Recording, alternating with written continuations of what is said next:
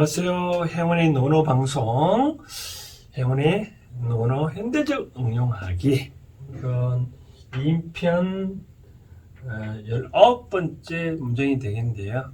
오늘 좀 해석이 해봤을 때 뭐 여러 가지로 논란이 될 수 있고, 또 뭐 해석은 뭐 비슷한데 뜻이 좀 다르게 느낄 수도 있을 것 같아요. 근데 과거의 그 시대하고 지금하고 이 문장이 맞는지 좀 생각을 해봐야 될 것 같아요. 뭐 예를 들어서 이런 경우 있죠. 제가 어릴 때 보면 우리 아버님이 그런 얘기를 하더라고요. 눈먼 자식이 효도 노릇한다라고 얘기하는데 그 말이 무슨 뜻일까요?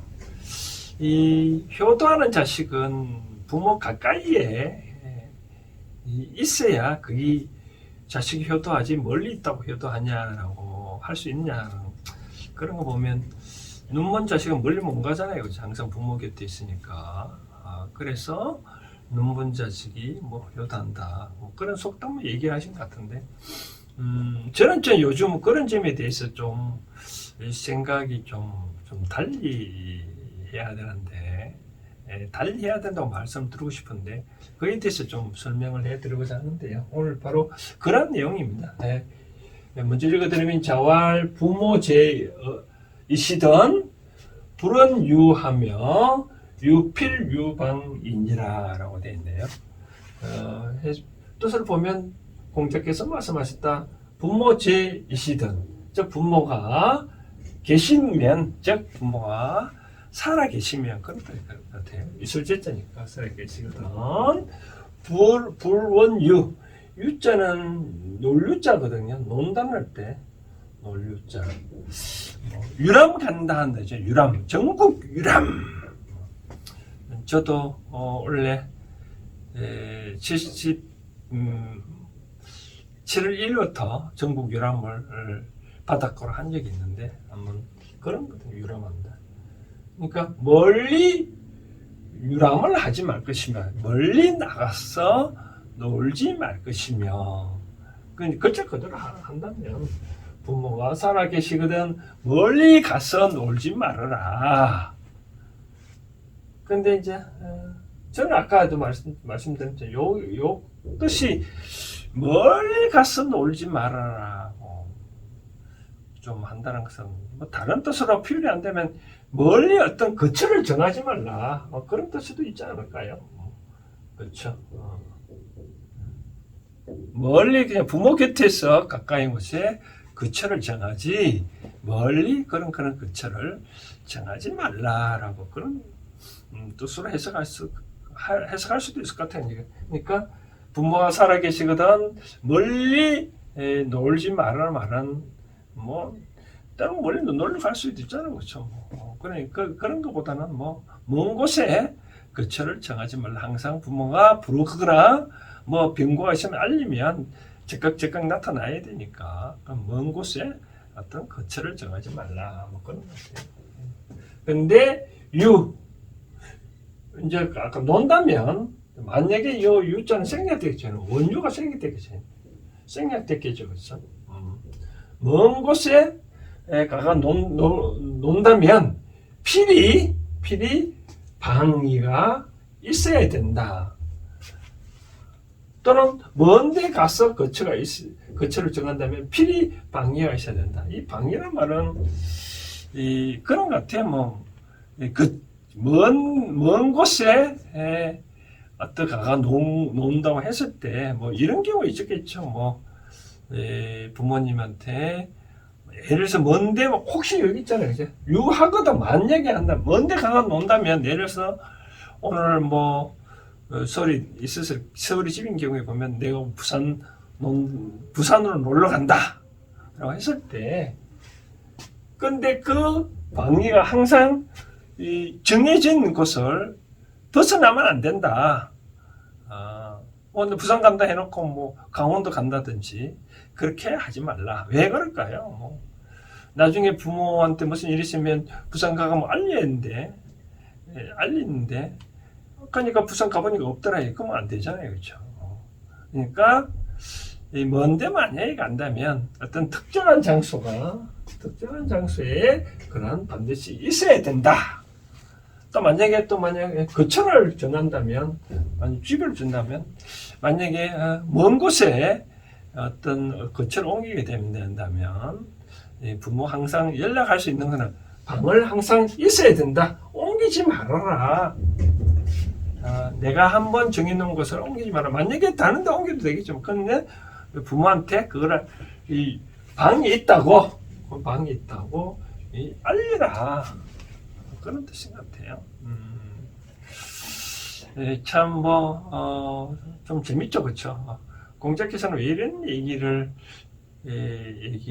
할까요? 부모에 대한 이 효라는 게 과연 뭐냐라고 얘기를 했었을 때 그런 것 같아요. 아까 저 말한 대로 눈먼 자식이 부모 곁을 안 떠나고 집에 있으면 부모가 부를 때 항상 나타나잖아요. 그렇죠? 그러니까 있어야 된다. 그런데 이제 이것이 과연 공자가 이런 뜻으로 말씀을 만약 했다면 오늘 이걸 어떻게 해석해야 될까요? 저는 이렇게 생각합니다. 요즘 멀리 항상 교통이 항상 발달되죠. 과거에는 이제 제가 지금부터 말씀드린 거는 현대적으로 어떻게 응용할 건가 그런데 이런 얘기인 것 같아요. 과거는 통신수단이 잘 발달 안 돼 있잖아요. 그렇죠? 어떤 부모한테 병고가 있더라 하더라도 이 연락할 길도 잘 없었으니까 요즘은 이 핸드폰도 있고 하니까 항상 연락할 수 있잖아요. 그죠? 어디들 간들 다 연락 다 하니까 저는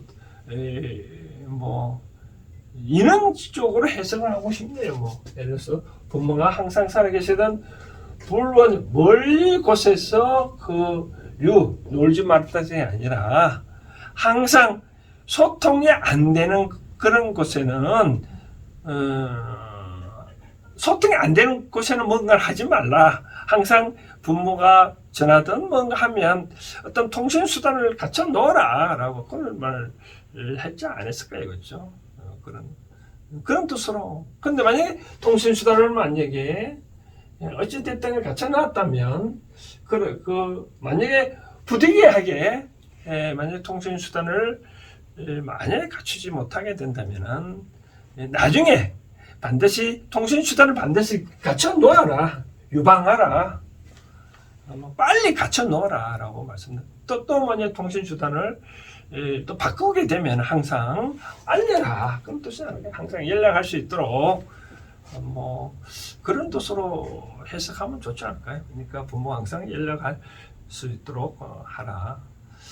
또 한편은 저는 또 이걸 그대로 통신수단이니 어찌됐든 하는 것보다는 먼 곳에 거처를 정하지 말라. 먼 곳에 거처를 정하도 요즘 비행기 타고 휙 날라오잖아요. 그렇죠?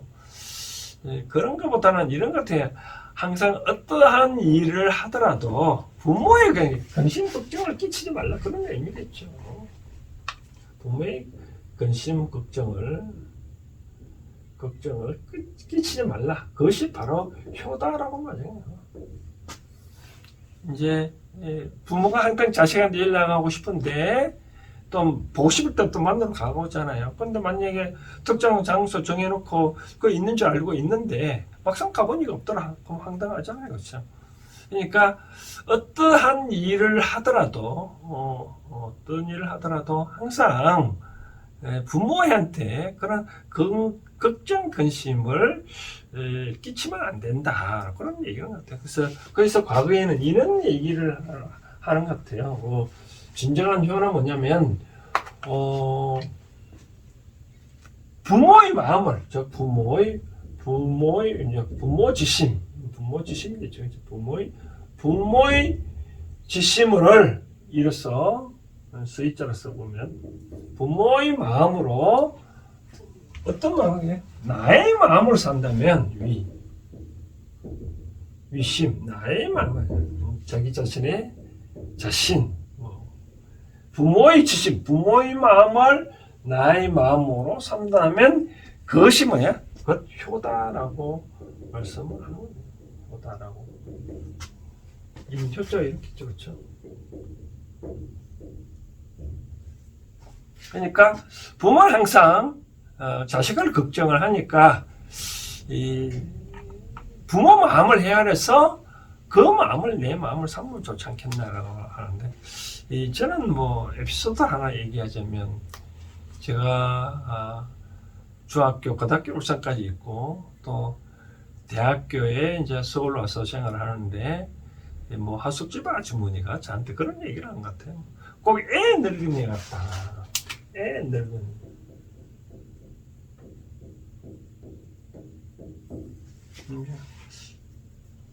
이미 뜻이 뭐냐면 다들 뭐 아시겠지만 저는 뭐 어떤 일을 하더라도 예를 들어서 뭐 저는 지금까지도 담배를 안 피웠는데 안 피고 있는데 왜 담배를 안 피냐면 우리 아버님 그런 얘기를 하더라고요. 너는 담배를 피우지 말라. 꼭 담배를 피우면 나중에 직장을 구하고 난 다음에 담배 피워라. 근데 그 마음을 했기 때문에 그 부모 마음을 부모는 그런 얘기죠. 자식이 그 걱정할까봐 담배 피우면 걱정할까봐 이제 부모의 뜻을 헤아리는 거죠, 그렇죠? 그런 또 뭐 예를 들어서 또 다른 공부 안 하고 놀면 뭐 자식이 서울에 공부하라고 유학 보내놨는데 공부 안 하고 딴짓하면 부모 마음이 참 좀 아프시잖아요. 이제 그걸 만약에 안다면. 그냥 나는 그걸 뜻을 아니까 쉽게 말해서 경상도 사투를 표현하자면 죽통살통 공부만 했다 이거예요. 그러니까 그런 상황을 보고 서울의 하숙집 어른들은 저보고 애 늙은이라고 표현하는데 바로 그런 뜻인 것 같아요. 이제 부모의 마음을 내 자신의 마음으로 삼으면 그것이 효도지 않겠냐. 그러니까 뭐 거처를 멀리 정하지 말라. 또 거처를 멀리 정한다 하더라도 그런 거처를 항상 그 자리에 있어야지 다른데 옮기지 말라. 바로 그런 뜻.